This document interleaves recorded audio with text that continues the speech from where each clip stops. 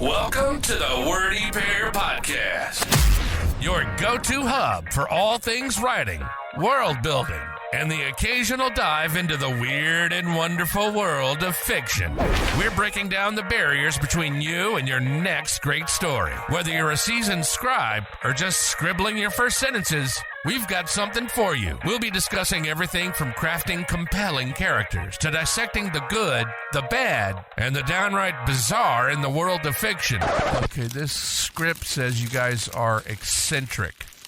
Isn't that just a 3-syllable word for weird? No offense. So, whether you're in need of inspiration, a good laugh, or just a couple of weirdos to keep you company on your writing journey, you're in the right place. Thanks for tuning in to the Wordy Pair Podcast.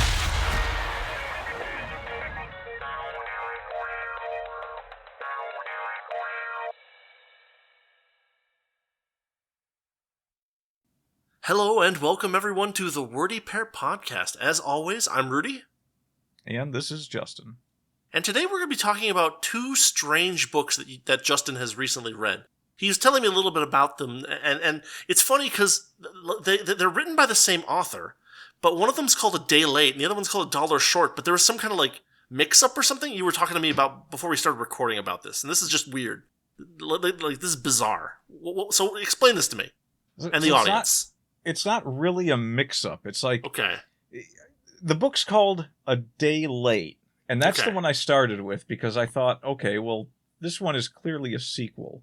Or this one is clearly the first book, and then A Dollar Short would be the sequel, right? Anyone would think that, right? Anyone would think that, yes, obviously. Yeah, so I read one, and then I read the other, and they are completely unrelated books. That even from the same author, which is a little strange. Yeah. I don't even... I don't even know which one was written first. Were they written before or after the movie? No, they have nothing to do with the movie. I mean, I assume so, right? Yeah, there's nothing to do with the movie. Was that the full title of the movie? Was it A Dollar Short? Maybe I'm thinking of some other Clint Eastwood movie and just getting a title wrong. But anyway, A Fistful of Dollars. Well, there was a fistful of dollars. A few dollars short, I think, or a few dollars. Yeah, maybe. Something like that. I don't know. Anyway, tell me about this book. You told me it's kind of bizarre. Well, no, they're both incredibly bizarre. It's really strange to see this these kinds of novels. That's why I started reading them. I thought he was all over the place in his writing, and I was just okay. A Day Late is a future sci-fi novel that explores the possibility of time travel with like a hint of mystery and conspiracy behind it. Okay, like a conspiracy around the time travel or a conspiracy using time travel? A bit of conspiracy around the time travel. I mean, from about the, I'd say, middle of the book on, there is actually an overarching conspiracy where it's like, well, I'm not even kidding. This guy, he loves his CIA stuff. Okay. So they're literally called Space CIA in this book. CIA? yeah, it's called the Space CIA, and they're in the book from the very beginning. Like you have a guy who mentions the Space CIA covering things up, and there's still things we don't know about the universe. Yeah, and it's a very broad There's no real main characters to this story, which is why I've forgotten half the names. There was a Marcus. I mean, a lot of these sci-fi novels, they have bizarre names that are just unrememberable because they're just a random conglomeration of letters. Some of them, but yeah, this one had pretty plain names. This one had Marcus and Joseph, and I don't even what was the woman's name. There was yeah. Go ahead. Well, it's just I always have problems with these science fiction authors that come up with these bizarre names for their characters, and then later on I'm trying to review the story, and I'm like, this character who did this thing whose name I can't remember because it was, I mean, it may as well have been blah blah blah blah, right? It sounds to me like this book you just listed a bunch of biblical names, for goodness sakes, maybe not memorable, but at least linguistically similar to stuff you're used to. Hey, it's an alien, and we'll call it Iknersi Fatungsa. Yeah, maybe. Stuff like that. Yeah, I mean, it's like, there's a reason that Chewbacca has a nickname. Yeah. It could be worse. They could have names like Milk Muffin and Country Kitchen. I mean, yes, that would be worse. Objectively so. yes, Because you'd be in trouble because you'd be having a copyright suit headed your way eventually. Well, I mean, you would also have your own personal NSA agent listening into all your phone calls, but that's beside the point. How is that different from any other day? It's not. This is there we go. Normal operating procedure. So we have a space story. Now it takes place on a satellite. I believe it was orbiting the moon of a planet that had a funky space name that I can't remember. Okay. So we don't have to worry about that. Like a space station, or like literally a tiny little satellite. It's a space station. It's okay. in orbit around a moon of a planet. And there's nothing really on the moon or the planet that seems to matter. It wasn't really established in the story why they had chosen this particular planet. I think there was something about moon soil somewhere, but... No, I mean, I can see that. You kind of set up like a closed room thing. Like, oh, we're isolated from the moon. We're isolated from the planet. The plot is here. Anything...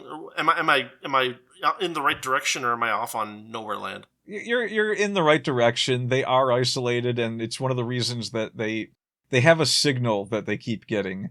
And this signal is kind of... It seems like it should be coming from a certain planet that humans inhabit. Okay. But the timing of the signal seems off. And that's where they start to have this conspiracy unfold. Or at least what they think is a conspiracy.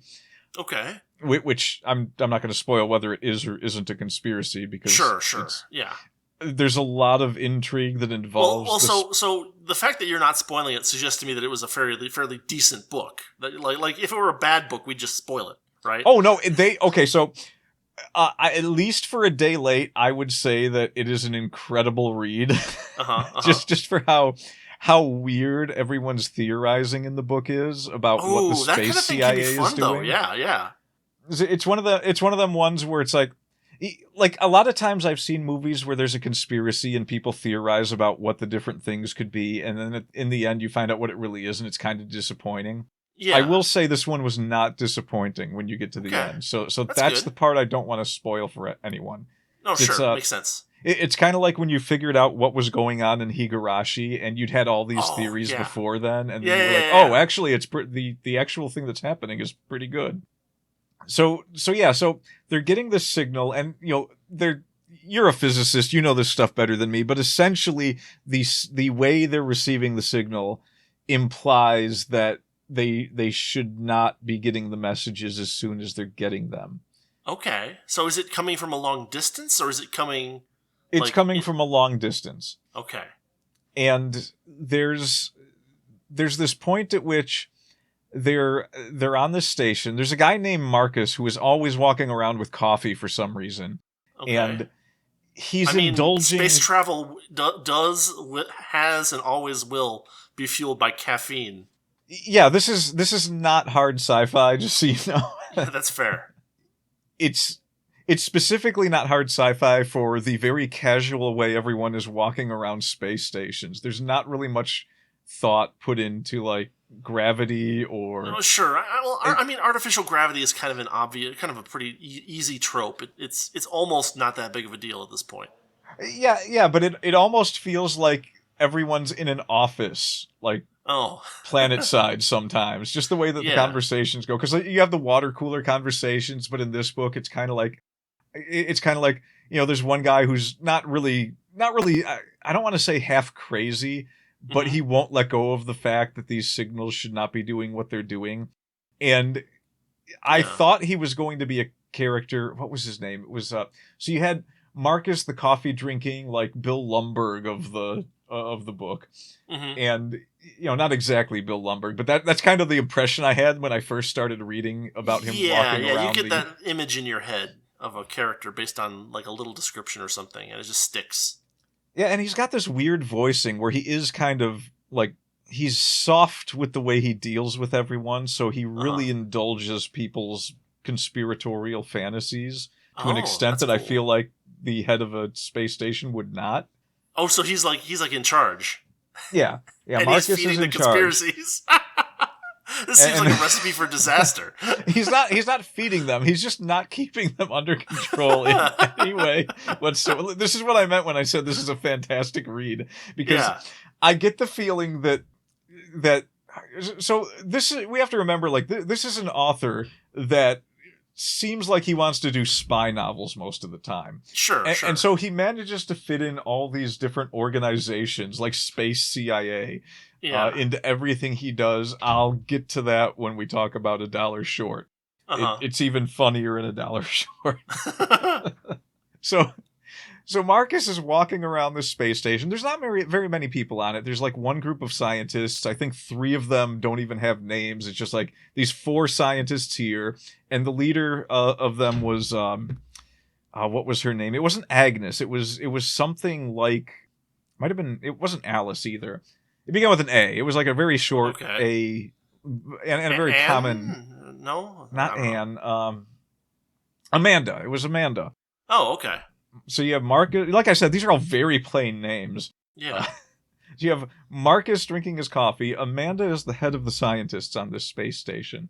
And she's the one that is, she's not in charge of monitoring the signals. That's what the 3 lackeys are doing the whole time. And she's getting relayed this information. Okay. So and then she's like relaying it to the rest of the crew, basically. Yeah, pretty much. And as they're getting these relays of information, God, I wonder when... I didn't actually look at the years these novels were written, because they have email. And the last book I read by this guy was not written at a time when they had email. So it's just kind of weird to think of it like that. But they've essentially got space email. Yeah. And several months pass in this station where the half-crazy guy... Mm-hmm.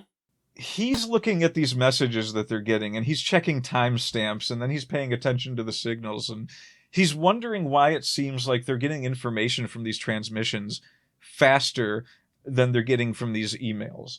Yeah. And it sparks a discussion where, one of the scientists just happens to offhand mention something about time dilation, and a few people consider, well, it would be possible that this could happen if you could move faster than the speed of light, and it just sets like 3 people on the satellite off. There's more than just the people I mentioned, but it's like that's like your main cast, and then there's people in cafeterias who kind of start discussing how weird it is that so they get news about the power going out on an inhabited moon, and during that power outage, they technically shouldn't have been able to transmit that information. So when they got the information about the power outage, it was really weird to then see it later on in the emails. Like, for anyone who was wondering what was happening, here's what happened. But the satellite picked it up days earlier. And everyone's kind of confused. And like, they go into a lot of discussion before some of them actually start accepting time travel. And part of that discussion is directly linked to the Space CIA. Now, they have 2 known former Space CIA agents on this satellite. Okay. And you would think that they would be used in a way where mistrust would be built of those characters. They would actually do something with them. But they were essentially there to be more fodder for conversation about the conspiracy that may or may not exist. Yeah. And, half the people on the space station are kind of poking their brains like, well, would the Space CIA do this? And the other half are like, more than you're telling us, don't you? And there's like, no. And also one of them is also drinking coffee all the time. I don't know what the deal is with like it does. It feels like they're all it feels like they're at an office in the CIA, except instead of everyone being in the know about what happened and just sort of nodding knowingly at each other, they're all very confused and trying to figure out what's going on. And at one point, someone suggests that perhaps what's going on is that all of the space email that they're getting is slower than what they are receiving through their transmissions. Okay. Because it's going through a proxy where the Space CIA collects all this information. Oh, okay. That's kind of a neat idea. I mean, like you basically say, oh, something's intercepting this. There's a lot of cool things you can do with that. I mean, this is all from way after, like, this book must have been published, but, like, you can do stuff like, what's it called? There's a technique you can use for, like, quantum messaging to make sure that no one is eavesdropping on your discussion. If you're using, like, a quantum transmission system, there's some neat stuff there that I think hasn't been, like, properly played around with by fiction writers, even up till now. But, like, the idea of having someone, because you're used to, if you're, like, in space, you're used to having everything come direct, right? But if you did somehow, like, give someone the wrong coordinates or something, right? You could, in theory, have them send, like, a directed message in one direction, intercept it, analyze it, and then resend it with a delay. And you could do all kinds of weird tricks that way. That actually sounds like it would have been a great idea to go with. Sure. Like you said, it might not have been something that was relevant at the time, but I think what honestly happened was, it sounds to me, based on how the space email, which it didn't have a name, it was just computer messages, or something. It was very basically named, but. Well, I mean, some authors go really nuts with their, like, renaming things, but, like, sometimes that jargon can get really irritating. So, on some level, it's kind of nice to just, like, keep things simple. Well, I like to call it the space email because he did call it the space CIA in this book, so so I just thought it was funny. Sure, it's more memorable that way. Despite everything you said, it seemed more like he had read a chapter out of a networking book and was just, like, kind of implementing the concept of network nodes into this story, and that's why there was a delay. Okay. Sure. I don't think... I mean, as sci-fi goes, it was a fun read. I don't know if sci-fi is his strong suit, but I think that made it funnier. Yeah, okay. I mean, that's fair. Yeah, there were some interesting ideas. You can have kind of serendipitous results like that, where you don't know what you're doing writing one genre, and you end up making something really good if you think of it from the perspective of another genre. Yeah. Well, I mean, as I said, it's like, it feels like he likes his spy novels, but in this particular case, it kind of made it even made that funny, because you have this space CIA agency that is supposedly, it has Central in the name, and they're in space, so that doesn't make sense. Right. They're apparently all encompassing, but they have intergalactic reach between a lot of these, and that didn't make sense either, because they're getting light speed messages, but they're intergalactic. Yeah. So I don't think, again, the author didn't have much of a grasp of what that meant, what the distances or at least really were. A very inconsistent grasp, yeah. Yeah. But, it's kind of toned down in $1 Short when we get to that. Okay. But just for the sake of discussion, you have this conspiracy. Well, you have these people theorizing about a conspiracy where first it's a conspiracy of the CIA the space CIA, excuse me. Yeah. Of course. And it was written SCIA, the Skya.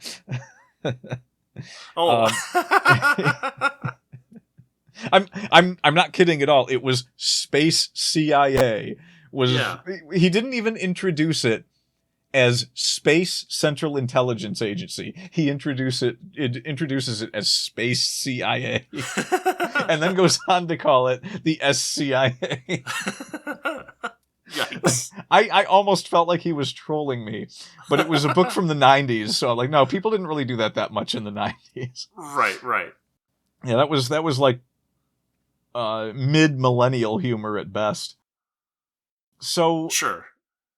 So then you get the crazy guy who he was feeling a bit dejected. He was wondering if he had been wrong about his suspicions, but everyone kind of convinces him that maybe, I forget what the reason is. Everyone thought they were being monitored, and they were doing soil samples and things, and someone proposed the idea that something with the soil on the moon that they were extracting may have had some military use or some nonsense. Okay, pretty common trope there, yeah. I'm going to spoil this one for you right now. That had no bearing on the story whatsoever. Everything they were doing with the soil was completely mundane. So, but they thought that maybe they were being monitored because of that, and so they kept checking back and forth with some of the transmissions, and out of what I'm assuming was sheer boredom, Crazy Guy continues to monitor the space email. Okay. And he notices that the time dilations the time differences between what he's seeing and the messages they're getting are becoming so great that it really does seem like they're predicting the future. And this is the tricky part. Like, I don't want to spoil too much of what happens next, but since I've already kind of given away that there is a big sort of maybe not conspiracy at the end, I won't directly say whether or not that comes to fruition. I will say that at some point they receive an email about a really big disaster, they get a signal about it, but they don't get any email. And judging by the time differences that they were observing, they essentially have 3 months, I believe it was, to save an entire colony. Okay, that's kind of cool.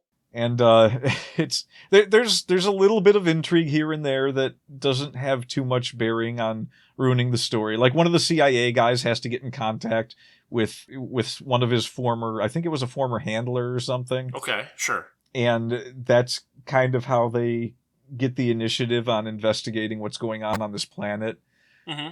So that's kind of it's almost the full story without spoiling too much at the end. What makes it really fun. And there's a lot of different things that the characters do. Like, Amanda she's not really doing much with the information about the time differences in the signals. Sure. But she is having her flunkies, I guess we'll call them, the unnamed flunkies. Unnamed scientific flunkies. Like, man, reminds me of grad school. Oh.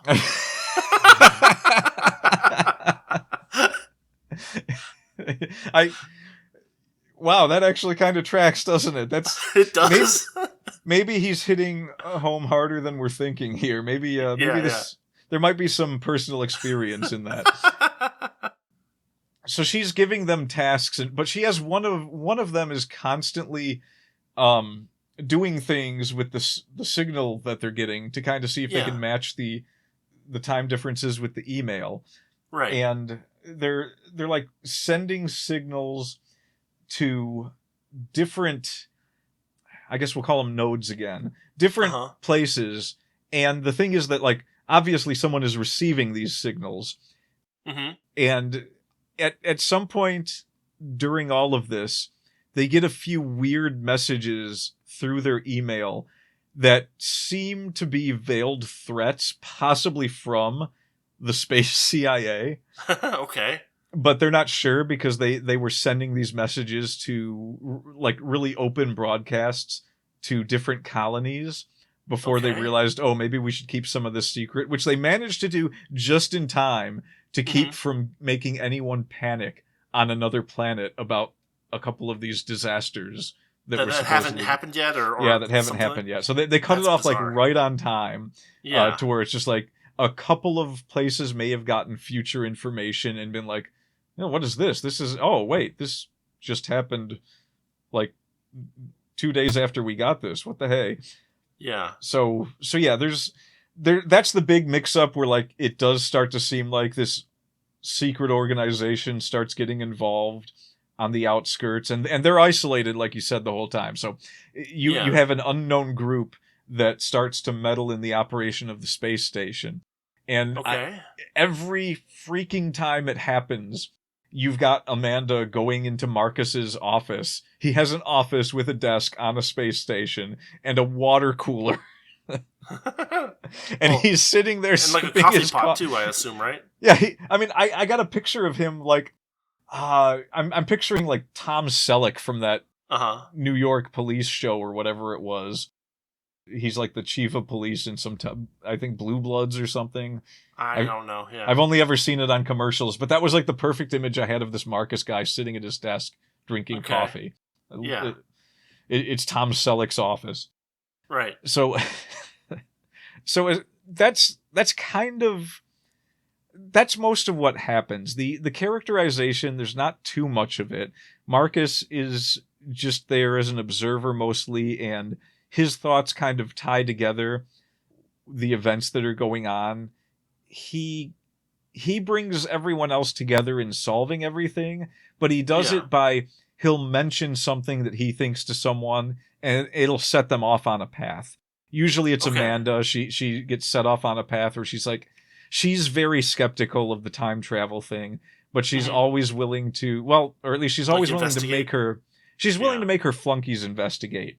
And she collates the information because she is obsessed with the soil. And I'm not sure if the author knows a lot about soil or not, because I don't. Yeah. But he had a lot to write in several pages about what she was doing with this soil, and it was driving me nuts. It was the one part... It seems like a lot of work to take some soil from some planet and bring it to some space station to do lab work experiments on it there. I mean, I guess the extractor that they had was pretty neat, because they had like this multiple layer extractor system where they would drop something to the planet and it would root around in the dirt. Yeah. And I'm picturing like a colander or something that this thing is just scooping up dirt and shaking it with. It was really weird image. They're like panning for gold randomly. Yeah, because there was also mention of a laser that was breaking down rocks, and I'm losing it at this point. I'm like, I don't know why. It's just like, it's a soil sample. You just get a shovel, bring it up. I mean, what if you need the soil that's under the rocks, the undersoil? Then I guess you got to blast the rocks. I don't know. With lasers. But it seemed like the machinery was more than capable of getting this, because it was talking about this stuff landing and like crushing up rocks in these claws. That's when I started to picture the colander underneath, and it's just catching all of these broken pieces. But yeah, so it had like a triple layer system where it would drop something onto the planet, and there would be a platform, and it would break apart after it had gathered the soil sample, and this little machine where the soil samples would be placed would then launch itself back up towards orbit, hit this platform, and then this platform would swing it onto a trajectory into the orbit with the space station, where they had an automatic system that would catch it. So I mean, I've read stories that have like descriptions of like pseudo-orbital elevators like that. So, I mean, it's weird. It sounds weird, but I guess it has some kind of basis in the way people think things would be done most easily. I don't know. I mean, it was pretty creative. I'm not going to fault him for that.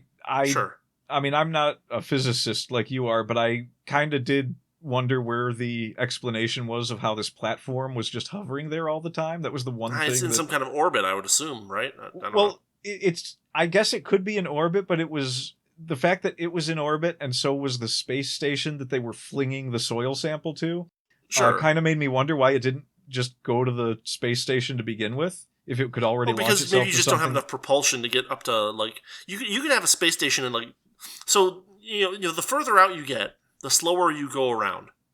Right? So, like, if you're in, like, a low Earth orbit, you go around the world about every 90 minutes, right?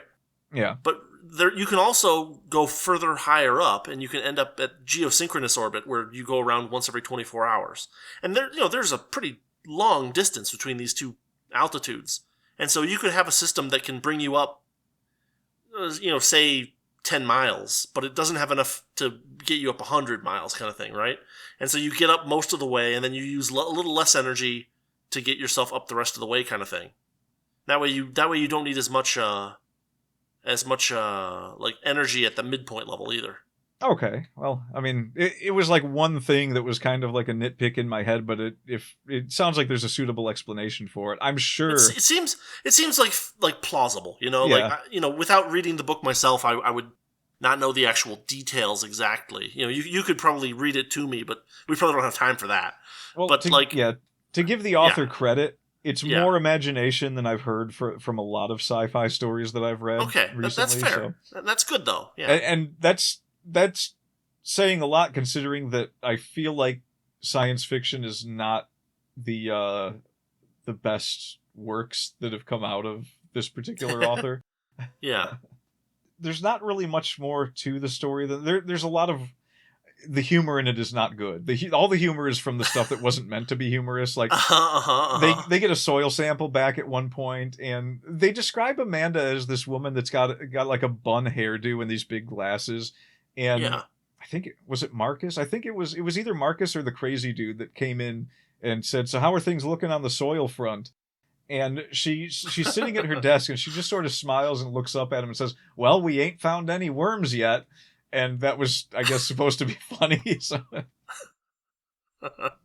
very, very wry humor like that. I think that Amanda was supposed to be a sort of like comic relief almost, but she did not have a sense of humor at all. I see. Like she wonderful. Said jokes, but she said them in way because she came off more as like kind of like the secretary of the Ghostbusters almost. Oh, okay. Well, that's kind of the Janine impression I had. Well, yeah, but not because she was trying to be. So when she told jokes, yeah, that's fair. When Amanda told jokes, it was I was picturing the Ghostbusters secretary, and the jokes were just falling flat. But then when you think back on how flat they fell, that made them funny, I guess. Okay, that makes some sense. Yeah. I'm trying to think if there was a scene in the book where Marcus wasn't holding a cup of coffee, because he was always. I mean, is it mentioned every time? Like, no, I would imagine that when he would be thinking deeply. Oh, the line would be something like he took a sip of coffee and stared out the window. Yeah. There was a lot of that. you can get around that in certain ways. Jeez. Well, that's how. I mean, obviously, that's how you gotta make vary it up think. A little bit. Like in the book I just finished up, right? They drink a lot of coffee. It's kind of a running gag that they like coffee. But then at one point I have the POV character go in and he visits the mess hall, and there's another character sitting there. He's like, oh, he's drinking something. He's like, oh, coffee. He's like, no, tea. And so they talk a little bit about that. It's you got to switch it up a little bit. Yeah, and there was a good amount of office chat, especially at the beginning of the book.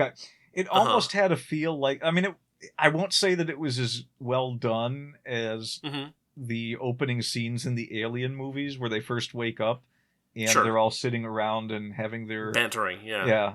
But there was a significant amount of that at the beginning of it's a short book too, so it's not like there's a ton of stuff that happened start to finish. It was just they managed to condense a pretty decent idea for a conspiratorial story in an isolated situation into, I mean, it's probably at least a 50 to 60,000 word, so it's a full-length novel. But short. But, yeah, and it feels short, too. Sure. It might have been like 50,000 words. I don't think it was quite 60. Just guessing, though. Sure. Well, that brings us to, because I don't want to spoil the ending, so I'm just going to leave it at that. Okay, that's fair. I think we can talk about A Dollar Short now. All right, let's go for it. It still blows my mind that these books were not written like if you were an author, well, I guess you are, but like I guess if you were trying to write a series of write multiple books and you had titles like A Day Late and A Dollar Short, you'd connect them up, but like apparently not. I mean, I'll get to some of the title novels. Yeah. In these, I guess they're not series, but yeah, they're all over the board. I'm semi jealous of the ability of naming titles in this ridiculous collection of stories. Like, I want to read them all now just because of how crazy these two were. Yeah. So you know what? By the way, A Dollar Short did come out a year before A Day Late, which I don't know if that's fitting for the second novel or is it just time travel or descriptive of the first novel. But yeah, when I say that the two are completely unrelated, I mean it. A Dollar Short is a fantasy western. Well, fantasy western's a little rough. Like those kind of books usually, at least to me, kind of come off as like fan fiction westerns, where it's like I'm gonna dump a bunch of fantasy elements into this, and it's not gonna make any sense, and it's gonna not have a consistent tone? And I mean, does he pull it off? I guess is the question. Does he pull off not having a consistent tone? I mean, doing a fantasy western and having a consistent tone. I can say that it is definitely a fantasy western. Yeah, but I just gave you a criticism of that genre, as what it was. It's got a talking lizard. It has a talking lizard in it that wears a cowboy hat. And like a lizard person or like a lizard? It is a tiny lizard that talks to the hero in the story, and are we sure it isn't a hallucination? It has crop circles. It has crop. That could still be a hallucination. It could still be a hallucination. I don't think it was intended to by the way the story went. It's okay, fair enough. So weirdly enough, it doesn't read like a sci-fi story. It reads a lot more... Well, it's not a sci-fi story. It's a fantasy western. Well, no, but I'm relating it to A Day Late. I'm just saying that it actually is a lot like John Carter. And so it leans more in that direction than the... I've never read John Carter, so I... do you know the concept of John Carter? Not really. Run me by the 2-sentence summary, if you don't mind. John Carter is a Superman story, essentially, where a fellow ends up on Mars through some weird teleportation, and it turns out because of the gravity difference on Mars, this makes him super strong. He's essentially a Super Saiyan. He goes to Mars, and that makes him super strong because of his bone density. So he can leap really high. He's stronger than everyone else on Mars. And there's other people on... Okay. Yeah, he saves a civilization. He rescues a princess. It's John Carter of Mars, I believe.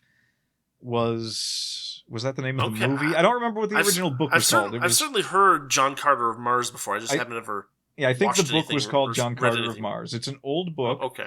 Yeah. And Disney did a movie for it, and it was not actually that bad a movie. I recommend it. That's surprising. Yeah, they did it. They did it pretty good justice. Okay, fair enough. But yeah, that's kind of what this Western feels like, minus the fantasy world visitor becoming a Super Saiyan. Okay. Essentially, yeah. You have a almost Clint Eastwood like. Well, okay, maybe not Clint Eastwood like. It's a bit more. No, more Clint Eastwood or more John Wayne? It's more Clint Eastwood, but there's also a hint of thank God. Not John Wayne. I'm trying to remember his name. It was the guy that was in The Man Who Shot Liberty Valance. Oh, not Jimmy Dean. Was it Jimmy? No, it wasn't Jimmy Dean. It was James Dean. No. Who was I don't know. I could look it up. Was it Jimmy Stewart? I guess it could be Jimmy Stewart. It might have been Jimmy Stewart. Those are very different people, James Dean and Jimmy Stewart. Well, no, but I always think of them in pairs because of the... there was some connection they had, I forget, that I used to hear about. John Wayne and James Stewart. Yeah, okay. So it was Jimmy Stewart. Yeah. Yeah, so kind of like a mix between, if this makes any sense, Jimmy Stewart and Clint Eastwood. Because he had that sort of hard edge to him, but he was also very innocent in a lot of what was happening around him. And I wouldn't blame a Clint Eastwood for being a bit off-put by the fact that he runs into a talking lizard that hangs around and won't go away. I mean, that's fair. Yeah. The lizard has a little gun. It's a completely useless little gun, but he has it. So does he use it for anything at all? Ever? There's like one scene where he tries to and it does nothing, and then another scene where it was like the scene out of Indian in the Cupboard where one of the little cowboys shot someone in the eye and it kind of hurt their eye for a second. So yeah, the lizard blasts someone in the eye and it gives them a moment to run away, but no permanent damage. Yeah, no permanent damage. It's a useless gun. Okay. The lizard essentially serves as our hero's encyclopedia of what's going on around him. Okay, so he's a stranger in a strange land, and so the Jiminy Cricket of information for him is a cowboy hat wearing lizard. Yeah, that's a good description actually. He is this guy's Jiminy Cricket. This sounds like a fever dream. It does, doesn't it? Yeah. Yeah, do you want to hear the cowboy's name? Go ahead. Theodore. Theodore what? Not Theodore the Roosevelt. cowboy. He doesn't have a full name. Okay, so it's possible that they mentioned it at the beginning of the book and I forgot about it. Okay, that's They fair. call him Theodore or Theo throughout the whole book, and they don't start calling him Theo till almost the end of the book. One character refers to him as Theo. So I think that's how you know that it's a bit later than the Western era, because the author's an older guy, and so by the 90s he's writing this stuff, and I'm sure that especially with the names he's using a lot of the times, it's definitely not a lot of millennial names, but the fact that he uses Theo, I think like an older Western writer would have probably said Theodore consistently. I don't think many people went by Theo if they were in those time periods. I think Theodore, the full name, was what they went by. Teddy would be the common contraction of Theodore, right? Or Ted. Yeah, that's kind of so like Theo is right out, and yet here it is. It is a little bit anachronistic, yeah. Yeah, but I mean, we're dealing with tiny lizards with pointless guns, so yeah, right. Yeah. I should mention that there is another book that he wrote that was called A Lizard in the Guinea. I have no idea what that means, and clearly you have to check it out. Yeah, that's probably going to be the next one I read, just because like I'm pretty sure that it has nothing to do with the lizard in a dollar short. Right. Also, now that you mention it, that probably is where the name for the book came from, was A Fistful of Dollars, or A Few Dollars More, I think was the other one. Yeah, okay. So maybe maybe it really is completely coincidence that you had a book called A Day Late and another one called A Dollar Short. I mean, maybe he was just writing a Western and he was like, I'm going to make a similar name to that movie I like. I mean, if the books aren't connected to each other, then the pun doesn't work. So it has to be some kind of serendipitous coincidence like that. Yeah, it's something like it's a very strange coincidence, to be sure.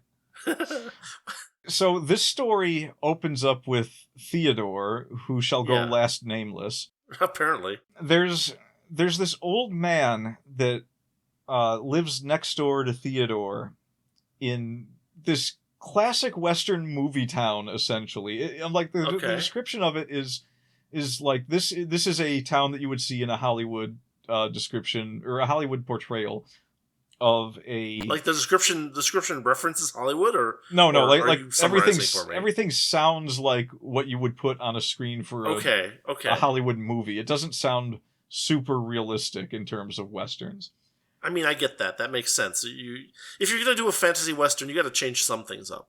Yeah, but it does start on Earth. I don't remember what city this book took place in, but it's got that whole John Carter, Dorothy of Oz thing going on, where you have a hero who isn't much of a hero. The description you get of him at the beginning is that he's a decent shot. He's shooting bottles off a post and mostly hitting his targets, but he's not hitting everyone. And I don't remember the name that was used. There was a line, something like, he wasn't quite a so-and-so, but so-and-so was a made-up character for that book that was supposed to be a really good marksman, a really good shot. Was he ever referenced later in the story? Like, once or twice, this character kept thinking about this person who he'd met once, and knew to be he was essentially the cowboy that this person wanted to be, the cowboy hero this person wanted to be. This is a work of fiction. No resemblance to any people living or dead, yada, yada, yada. And it was kind of funny that he was calling himself a cowboy, because I don't really think that people in Westerns referred to themselves much as cowboys. Well, I mean, they did sometimes, but cowboy is, I think, a more recent term. Yeah. But cowhand is a perfectly reasonable term for someone who herds cattle for a living. Yeah, right? Well, he didn't herd cattle. He was he was a quintessential Hollywood cowboy, essentially. He was there to be a cowboy hero. But he's kind of just chilling at home, and his neighbor is talking about some of his farmland, And he's Yeah. describing crop circles on his farmland. Okay. So he becomes convinced, they're talking with the sheriff at the beginning of the book, Mm-hmm. and everyone kind of convinces themselves that it's this other richer farmer that has been known to hire people to try and sabotage his competition. Okay. So they're assuming that it's this guy's hooligans are just having fun in the farmer's field and making Yeah. these crop circles. And Okay. they're very confused by this because it's not really hurting him that much. It's just a nuisance. But he wants Mm-hmm. it taken care of, and he's talking to and finally his neighbor, his neighbor gets the hero impulse, and he doesn't like people messing with other people's farms, and Sure. he kind of doesn't like the guy that has the bad reputation. And he decides, look, I'll go investigate it. This is a lot of development for a story that ends up sending someone into a fantasy world. Yeah, it kind of is. There actually is something to it, believe it or not. Okay, fair enough. I don't know if I want to spoil this one. I might have to spoil this one just because it almost requires it if we're going to talk about it. Okay. But I'm gonna hold off as much as I can to see if we really have to in the end. Okay, fair enough. So he does go to investigate. All he can find that relates to this group of hooligans that we never really get to see. You keep saying hooligans, but are they like paid? Hooligans is a very, I don't know. To me, hooligans is a very playful word. Are they actually like bad guys, or are they just having fun? By all appearances, they are paid bad guys. Okay. They are essentially mercs to go and take care of some of the competition. Okay. And they find a little area where these guys were camping out on the neighbor's property. I can't remember the neighbor's name. It was something just as boring as Amanda, I'm sure. Yeah. But it's just like, okay, these guys had a fire, and they were eating some food, and there were horse droppings, and they'd been smoking cigarettes or something. Sure. But no real evidence that they had done what was done to the property, except that they were close by. Okay. So circumstantial evidence. Yeah, circumstantial evidence. And Theodore decides to go talk to a couple of them, and he finds out that one of them went missing. Oh. Nobody knows what happened to the guy. He thinks at first that maybe they're just kind of like hiding him from the law or something. Pulling his leg or protecting him from something or whatever, yeah. But he starts to ask them about these crop circles, and they have no idea what he's talking about. And one of them's like, someone mentioned those before. And so he's listening to them talk. The more they're talking, the more convinced he's becoming that they didn't really have anything to do with it. But then he's like, well, what are my suspects here? And so he decides to go and investigate these crop circles. And what plays out from there is this weird little, I'm assuming it's a reference to Alice in Wonderland, where he finds a lizard tail poking up in this flattened part of a cornfield. And he goes to take a look at it, and this little lizard scrambles away, but for all the world, he's like, that lizard was wearing a vest.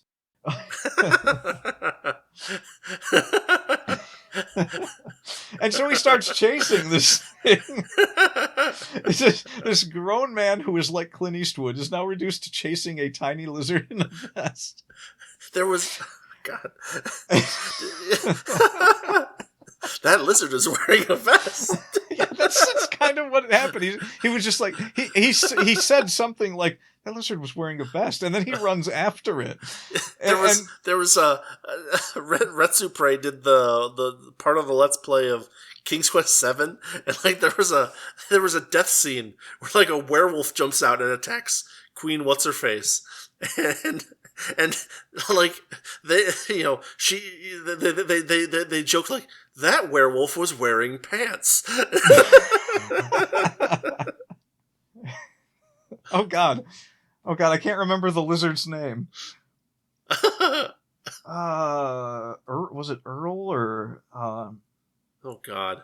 No, it wasn't Earl. It was something. It was a very short name. I think it was 4 letters and it began with an E.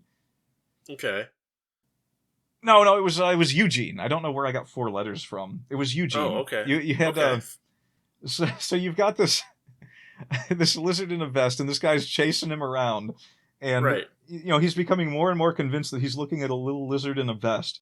And so in Theodore's head, he's like, lizards don't wear vests. Someone was out here playing around, and they put a little vest on a lizard. And Right. he's running these weird scenarios through his head, like, maybe there's a doll shop owner somewhere that someone bought something from. I can find out who Sure. this... I mean, it could just be some scrap of cloth with a couple holes poked in it, kind of thing. Yeah. Yeah. If I can, his reasoning is, if I can get a hold of this vest, maybe I can figure out who's messing around. I mean, And that would make a weird kind of sense, I guess, right? Like, if someone is a prankster, because this is a prank, right? Like you pick up an animal and you put a sweater on it, right? Right. Right? Like the same guy that made these crop circles, is likely to have been the same kind of person who would put a vest on a lizard.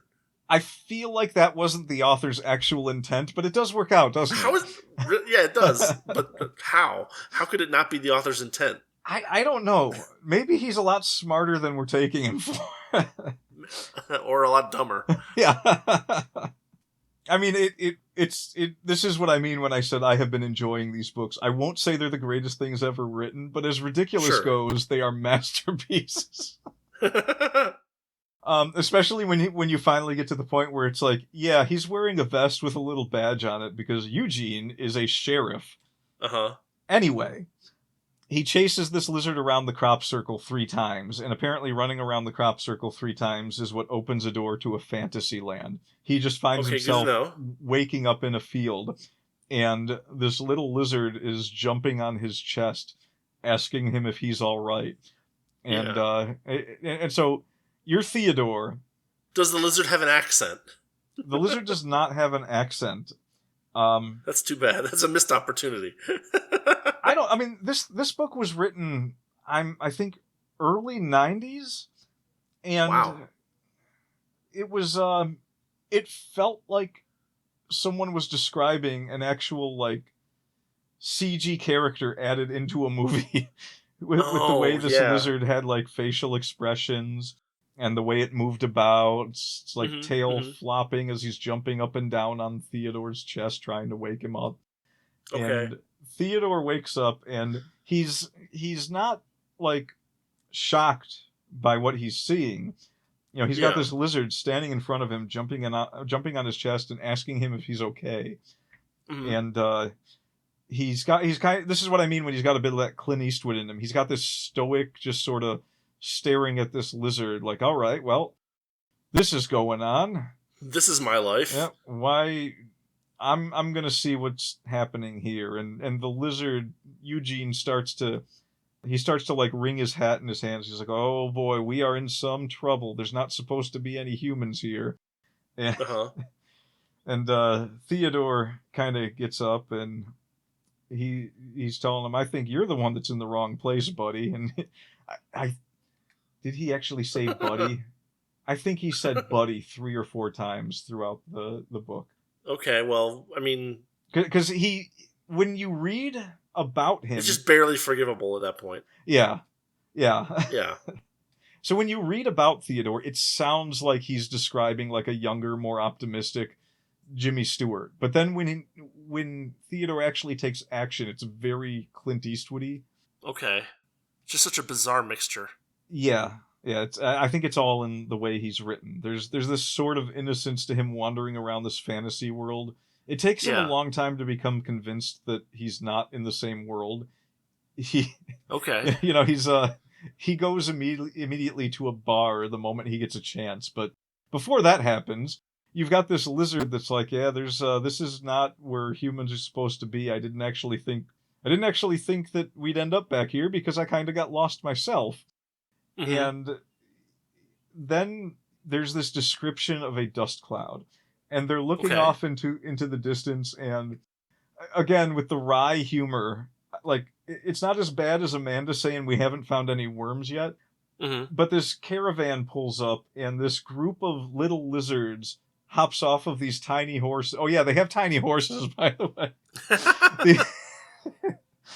And It's like Gulliver's Travels or something. It's bizarre. It is. It's like it's like a combination of all of these things. You've got Wizard of Oz, Gulliver's Travels, Alice in Wonderland, and John Carter of Mars, all rolled into one. And a fistful of dollars. Yeah, figure that one out.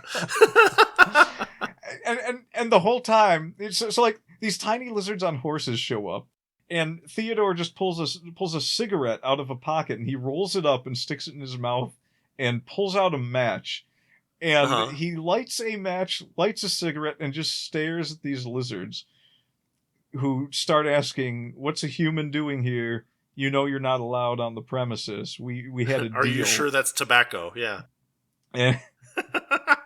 And Theodore looks at these lizards. He's just like, "Now I know I may be having a bit of what was it? Something about not heat stroke, but like it may be a bit too hot today. Mm-hmm. But I don't think I'm going to be taking any orders from a tiny lizard today." Something like that. It was it was like going for almost some kind of Clint Eastwood line, but it didn't quite land. And these lizards, they actually don't know what to do about this, because they kind of show up looking like bad guys. You know, the dust cloud that was described when they were coming in was kind of the joke. Like, it seemed like a lot of people were about to show up and there was going to be some trouble. And that's just this little group of lizards. And so the lizards are like, "Look, the last guy gave us a lot of trouble. We had a deal with the next town over. That's where the humans are. They said they'd leave us alone. Would you mind just, like, leaving us alone?" Yeah. And Eugene is there with them, and he's like, "Look, there's nothing in the lizard town. We probably should get going. I'll show you how to get to the human town, and then we can part ways there." Okay. So it's a bit of a ways to the town. It's going to take them one night. They're going to have to sleep and then finish the trip. But they start walking. They camp for a while, and Eugene makes a joke about how it's getting too hot by the fire, and he's cold-blooded, and so he's going to go lay on a rock or something. I forget exactly what he said. But again, with like... It's funny because the author seems to not know anything about how lizards actually react to, like, heat sources. Right? Like, because he's by a fire. Because they're cold-blooded. Yeah. If you have, like, a lizard that needs warmth, that needs, like, a heat lamp, and a lot of them do, or, like, a heat rock, right? Like, the part of what that does for them is it helps them, like, digest food and prevent it from rotting in their stomachs and killing them. And so it's like, no, you need that heat source in order to survive, because you're cold blooded. That's the whole point. Well, I'm gonna go out on a limb and say that. Okay, to be fair, it is a fantasy lizard. Well, and to be fair, Eugene said something like, "It's too hot by the fire. I'm gonna lay on a rock instead." It was something like that. So maybe we're overthinking that one. Like, because that's possible. Yeah. Like, you know, you don't want fried lizard. You don't want to wake up next to your barbecue next to guide. charred tail of newt or whatever. Yeah, with a little burnt leather vest. Yeah. Wonder why Eugene didn't have one of the horses. That's the only time the mini horses are mentioned in the book. Well, maybe that's why they don't want people there. Yeah, because you got some of Theodore's inner thoughts at a lot of points, and one of them was about the little horses, and he's just thinking it's going to be quite a day. Yeah. So they camp out, and they don't really have any food, so, you know, Theodore takes a few swigs from a flask and goes to bed, and Eugene is resting on a rock, and they wake up, and there's a couple of humans surrounding them. Okay. And they're kind of investigatory. They're asking questions, and they're talking to Theodore and Eugene, and everyone is cool with the little lizard. So apparently in this world, the humans and the lizards get along great. Okay. And this is where it starts to go a bit off the rails. Mm-hmm. Just gonna let you know that. Oh, this book going off the rails. Never would have expected it. Yeah, well, one of them says to Theodore, you know, we heard someone was out here camping, and we just wanted to make sure it wasn't another dragon lord. Oh, great. Yeah. Well, you got to keep them away. Yeah. They're dragon lords. Yeah, so we've gone to dragons now in this story, and Dragon Lord in this story is not quite the same as you would think in other stories. Okay. What it essentially means is that you remember how the one guy vanished at the beginning? Yeah. Well, so he showed up and he was apparently really good with a firearm. Okay. And so there's this whole thing, not to drag it out too long, where he ended up in service to this group, this kind of like a, what's the word I'm looking for? A Western group of bandits. Yeah, bandits would be a good thing. Who are called sure. Dragon Lords. And they have one... weird, but okay. Yeah, they have one mini dragon with them, apparently.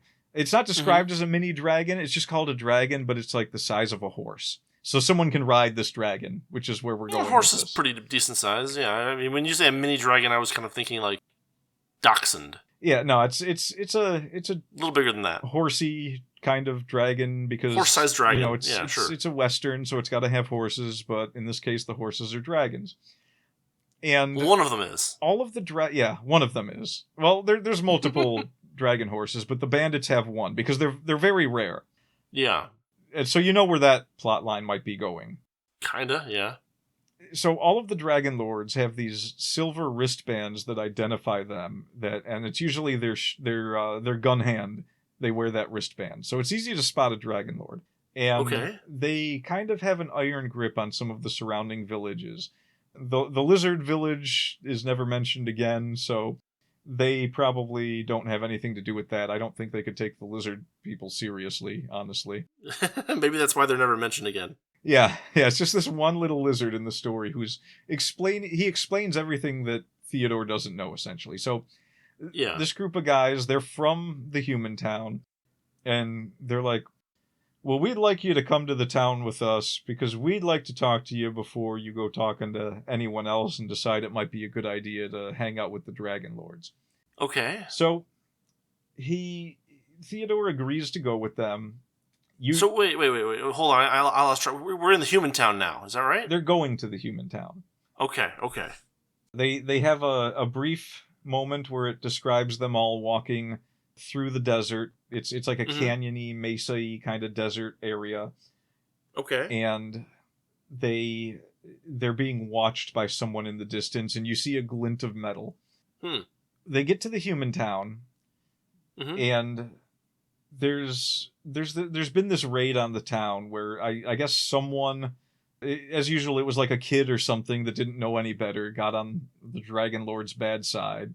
And so they decided that they were going to steal a bunch of alcohol and food from the town. Okay. And that's what they did. They rode off with it in barrels and everything. And so Eugene and Theodore join the sheriff of the town. And, you know, this is where you find out that Eugene is a sheriff. He's got the same star that the sheriff in this town has, and it's different from the stars in the towns that in the town Theodore lived in, and you know all the ones around him. Yeah. So this was a big deal in this moment where Theodore realized that these stars are shaped differently. Okay. And I kid you not, like halfway through the book, this finally prompts him to look up at the sky and say, "Oh, the stars are all different. I'm not at home anymore." Halfway through the story. Yeah. It has no bearing on the story other than to inform Theodore that he is not on Earth anymore. Which they almost hint that it might be a future Earth at one point, but they never say it outright. Okay. But I mean, at that point, they're sending emails to people on a satellite that are getting them in some weird time distortion or something. I don't know. So they get to this town, they find out the stuff has gone down. They're all sitting around talking with the sheriff, and the sheriff is like, we need all the help we can get. These guys have been in trouble for too long, and I just don't know what to do about it. And Theodore is kind of looking at this like, well, there's people here that need some help, and I always said that I'd help anyone that needed it, so sign me up, you know, deputize me, sure. And we're going to try and figure out a way to handle this. And... There's even a little scene where Eugene pulls out his gun and he says, "Hey, I'm ready to join too." And they don't even take him seriously. They don't laugh at him or anything. They're just like, okay. because really Eugene's only purpose in the story is to say, oh yeah, this is where the Dragon Lords tend to hang out. This is the kind of foods that are safe to eat. They're traveling in the desert for a while and they come across a cactus and he's like, yeah, you can drink out of this. And it's just like, Theodore's just like, oh yeah, well, I mean, I guess you could do that back where I'm from too. So there's not much difference there. And there were like 3 points where Eugene was really proud of his knowledge, but Theodore already assumed all the same. Mm-hmm. But then there was one time where they ended up getting saved from a venomous snake, which is, I mean, that's like the most desert tropey thing you can do in that setting. Yeah. And it was all because of Eugene. He was like, no, don't touch that. They crawl under those things. It was like some weird flat plant, and the plant was edible, but Eugene stopped Theodore from grabbing it. Very pointless scenes in this story, which is why I said it wasn't quite as good as A Day Late. It might be wackier, but I don't think it landed as funny for how wacky it was, because picturing Marcus as Bill Lumbergh just... Yeah. There was something about it that kept making me chuckle. I mean, this sounds so much more like just kind of like a grab bag, where it's just like every weird idea the author could think of, that threw it in there, and like, well, let's see what sticks. Yeah, and not much happens between them going out into the desert and trying to... They stop at a town where they meet an elf, and the elf becomes part of their posse. And they stop at another town where Theodore finds his what was her name? I don't think you mentioned her. Well, she's like supposed to be an heiress to something from the elf kingdom, but she's human, and so she knows a lot of what the elves know, and so she's very smart and knows elf lore essentially. But there's no point in knowing that because Eugene supplies all the knowledge we need throughout the story. So she's pretty much there just for Theodore to fall in love with. Oh, okay. Weird. Yeah, I won't spoil what happens there because it's actually kind of weird and funny, and well, I mean, I guess I'm gonna have to spoil a couple of things. She does die, because if she didn't, Theodore would have stayed there, and that would have been bad. Mm-hmm. Which that's the big plot. That's the big reveal at the end of the book, which the book sets itself up really, really like it's going to have a sequel, but then it doesn't have a sequel. They find the Dragon Lords. They have one showdown with them that doesn't go well, and the sheriff gets shot, and so they make Theodore the new sheriff because he rescued someone, and they were like, you're the person for this job. And then they go off and they like systematically pick off 3 of the Dragon Lords in another town. It's these guys that just decided they were going to... They appointed themselves the heads of the town. Not like mayor or anything, but like, we're going to run this town now. And so Eugene and Theodore and this other guy that was with them and the elf, they all move into the town. The elf has a gun, not a bow and arrow, which was a bit of a disappointment. But... They kind of let the elf move in and hide. The elf is apparently very good at being stealthy, so now it's really turning into almost a D&D fantasy western kind of thing. Yeah, some kind of... What's that genre? The lit RPG? Yeah, so... Just not quite as bad.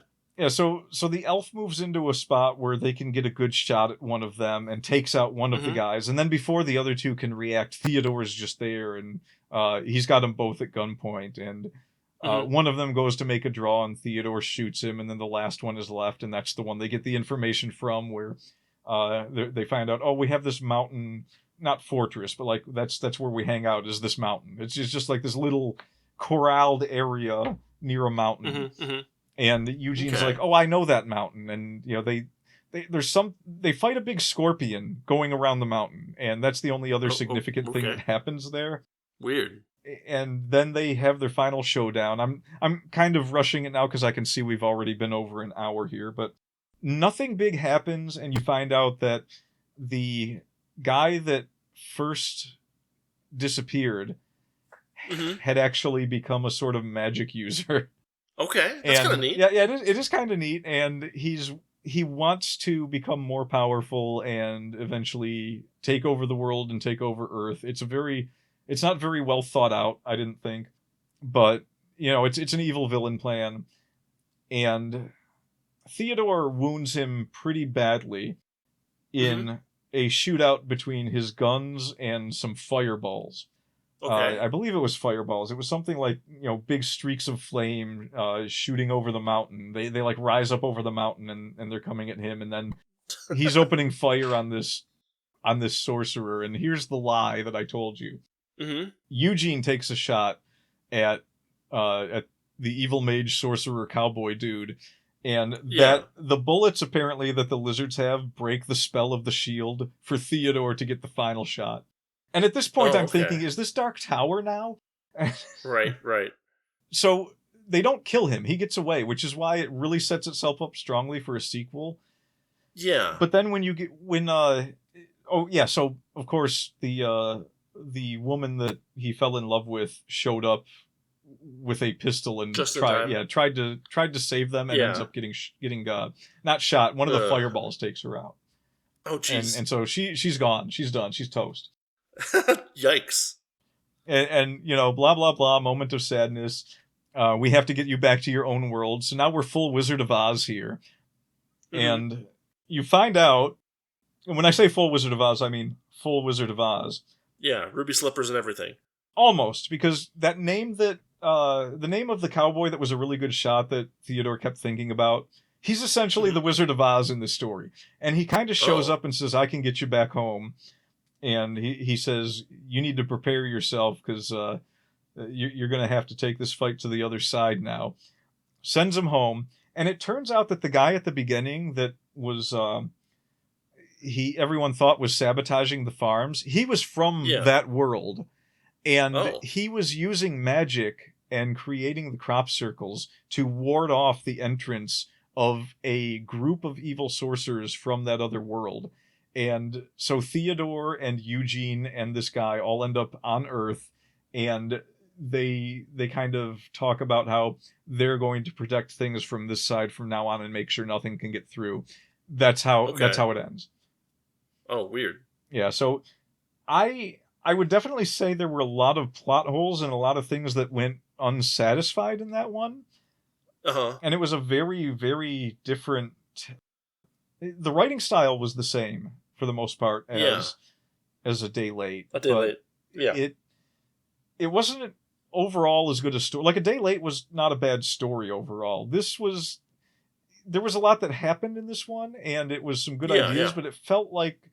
It sounds too unfocused to me. Yeah, it felt like the author wanted to do a lot of different fantasy things in one book, and probably realized halfway through overdosed. He realized halfway through that he was not fantasy material, and so the next year came along and he said, I'm going to write a sci-fi now. Yeah, something like that. Eugene wasn't a bad character. He spent a lot of time explaining things. I didn't want to get into that because there was a pretty decent amount of lore to the book. Yeah. And it wasn't all boring. It was just that a lot of the locations... It doesn't sound boring. It just sounds weird. Well, a lot of the locations that were mentioned that sounded cool, they didn't visit. Like I gave you the rundown of basically everything that happened. So they didn't visit a lot of the fantasy places, but there were a lot of fantasy characters. Like the Scorpion was apparently some magical being, and the elf village, there was... it looked like a Western, saloon-style Hollywood village. But it had elves, and everything was very clean. Yeah. It kind of had that fantasy elf tone, but while being in the middle of a desert, I guess. Right. So not the strongest book. Oh, have we even mentioned the name of the author at this point? I don't think we did at the beginning, now that I think about it. Maybe we didn't. We talked about the author, but maybe we didn't actually mention him. Yeah. So go and find these books. Good luck, people. Yeah, great luck. He's the guy that. Wait, you told me he wrote something else. It was Terrence Darrow, the guy that wrote the MacGyver book. Oh. Yeah. Oh, him. Right. Yeah. So. Yeah. Happy April Fools, everyone. This has been the Wordy Pair.